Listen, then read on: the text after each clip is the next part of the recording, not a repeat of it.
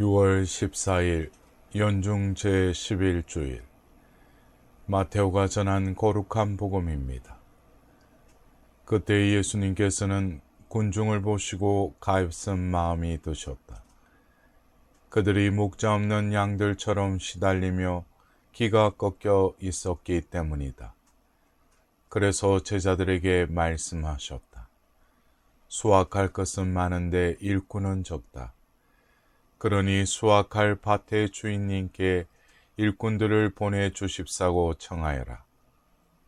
예수님께서 12 제자를 가까이 부르시고 그들에게 더러운 영들에 대한 권한을 주시어 그것들을 쫓아내고 병자와 허약한 이들을 모두 고쳐주게 하셨다. 12 사도의 이름은 이러하다. 베드로라고 하는 시몬을 비롯하여 그의 동생 안드레아, 제베데오의 아들 야고보와 그의 동생 요한, 빌립보와 바르톨로메오, 토마스와 세리 마테오, 알페오의 아들 야고보와 타데오, 열혈당원 시몬, 그리고 예수님을 팔아넘긴 유다 이스카리옷이다. 예수님께서 이 12를 보내시며 이렇게 분부하셨다. 다른 민족들에게 가는 길로 가지 말고 사마리아인들의 고을에도 들어가지 마라. 이스라엘 집안의 길 잃은 양들에게 가라. 가서 하늘나라가 가까이 왔다 하고 선포하여라. 앓는 이들을 고쳐주고 죽은 이들을 일으켜 주어라. 나병 환자들을 깨끗하게 해주고 마귀들을 쫓아내어라. 너희가 거저 받았으니 거저 주어라. 사랑하는 형제자매 여러분, 오늘은 연중 제11주일입니다. 오늘 복음에서는 예수님께서 12 제자들을 파견하신 이야기를 들었습니다. 그 파견의 동기는 목자 없는 양들처럼 시달리며 기가 꺾여 있는 군중을 보시고 가엾은 마음이 드셨기 때문이었다고 복음은 전하고 있습니다. 예수님께서는 백성을 가엾이 여기셨고 제자들을 파견하신 것은 그들을 위한 배려였다는 말입니다. 이스라엘에게 목자는 하느님이십니다. 유목민이었던 이스라엘 사람들에게 목자와 양떼는 하느님과 이스라엘의 관계를 말하는 비유였습니다. 목자는 양떼를 보호하고 인도합니다. 그리고 양떼는 목자를 신뢰하고 따릅니다.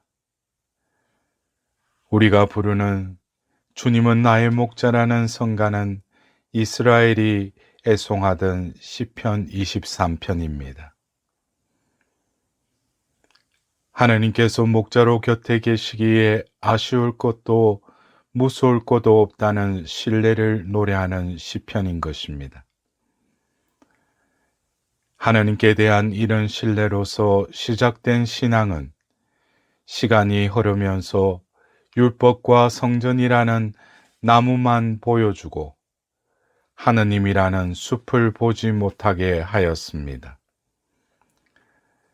성전 일을 전담하는 재관들이 생기고 율법을 가르치는 율법학자들이 나타나면서 그들은 자기들이 하는 일만을 소중히 생각한 나머지 하느님 없는 성전과 율법을 만들고 말았습니다. 이스라엘이 신앙 초기에 깨달았던 함께 계시는 하나님에 대한 신뢰는 사라졌습니다. 하나님은 이제 바치고 지킬 것만 요구하며 인간을 불안하게 만드는 존재가 되었습니다. 하느님께서 함께 계시기에 아쉬울 것도 무서울 것도 없는 이스라엘이 이제 아니었습니다. 사제들과 율법학자들이 기득권자로 행세하면서 그들은 하느님을 두려운 분으로 만들었습니다. 사람이 하나님의 이름을 행사하면 하나님은 음하고 두려운 대상이 되고 맙니다. 하나님이 사라지면 오늘 복음의 말씀과 같이 군중은 목 잡는 양들처럼 시달리고 허덕이게 됩니다. 법은 그것을 어기는 자에게 징벌을 준다는 것은 인간의 통념입니다.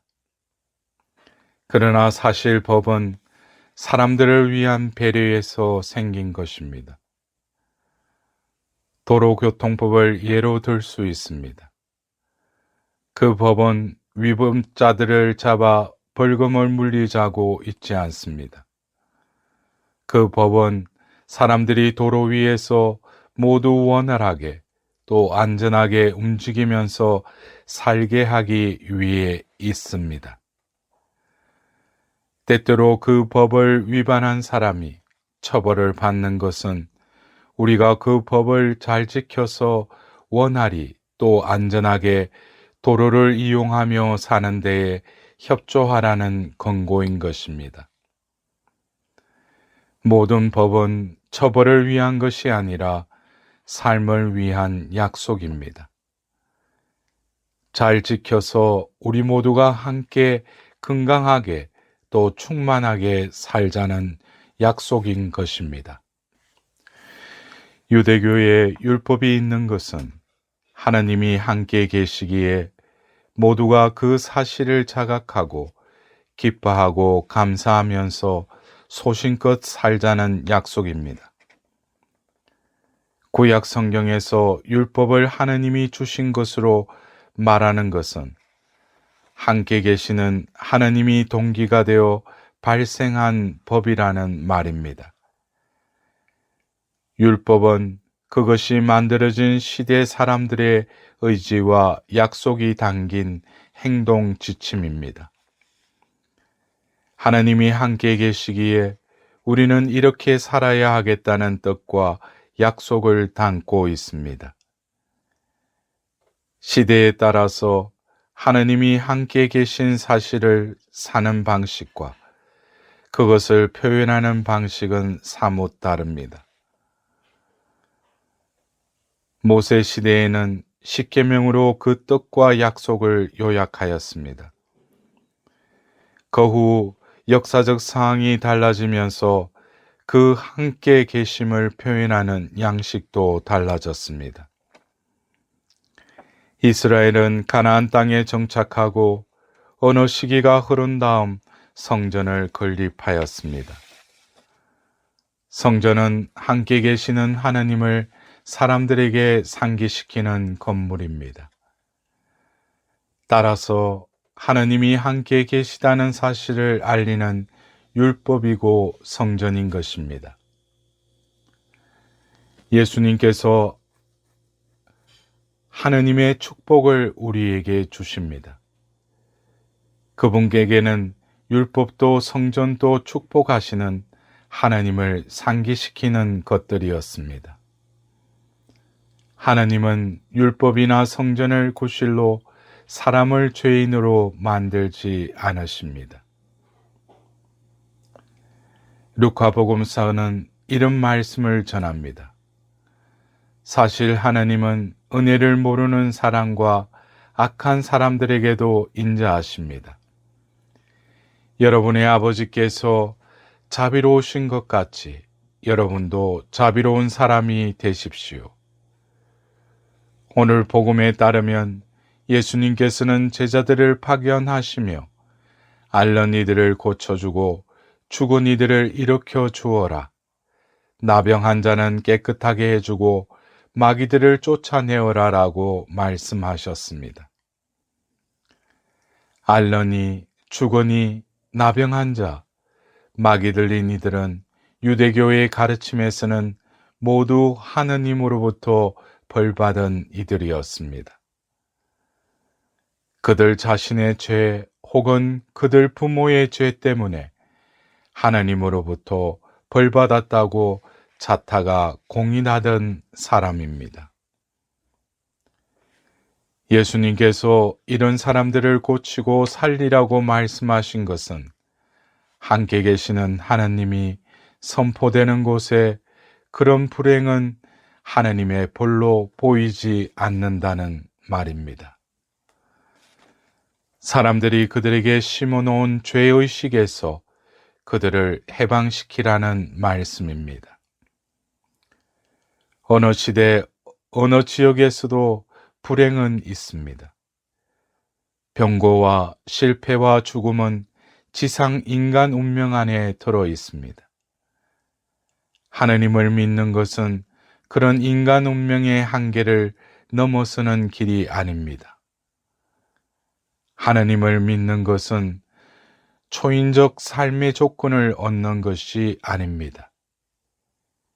예수님께서 유대교 당국의 미움을 받아 실패한 인물로 죽으셨지만 하느님은 그를 십자가에서 내려오게 하여 초인적 능력을 과시하게 하지 않으셨습니다.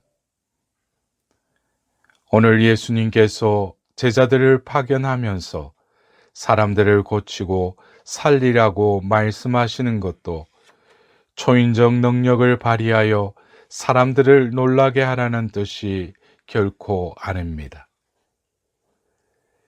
예수님께서는 오늘 제자들에게 권하신 것은 사람들이 그런 불행을 바로 보게 하라는 말씀인 것입니다.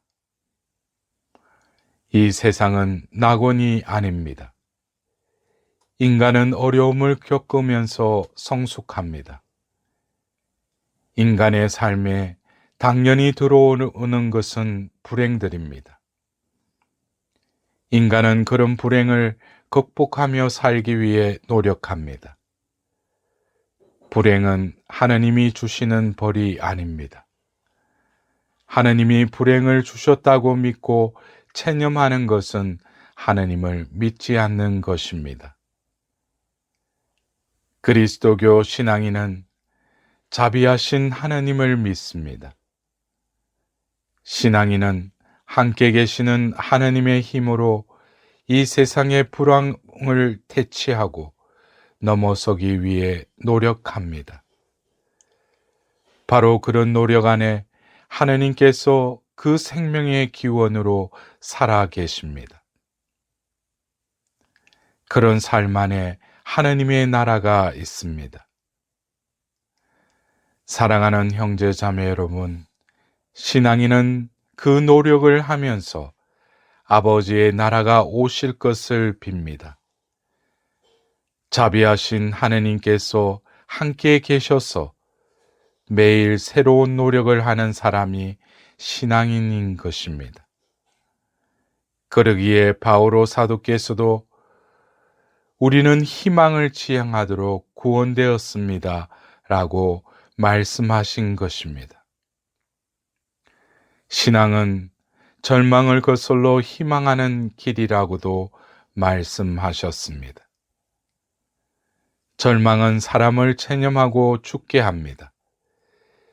절망을 거슬러서 희망하는 사람 안에 하느님이 살아 계십니다.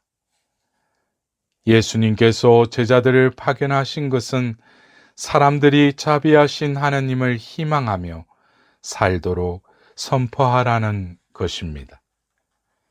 이번 한 주간도 그 희망의 사도로서의 삶을 살아가시길 기도드립니다.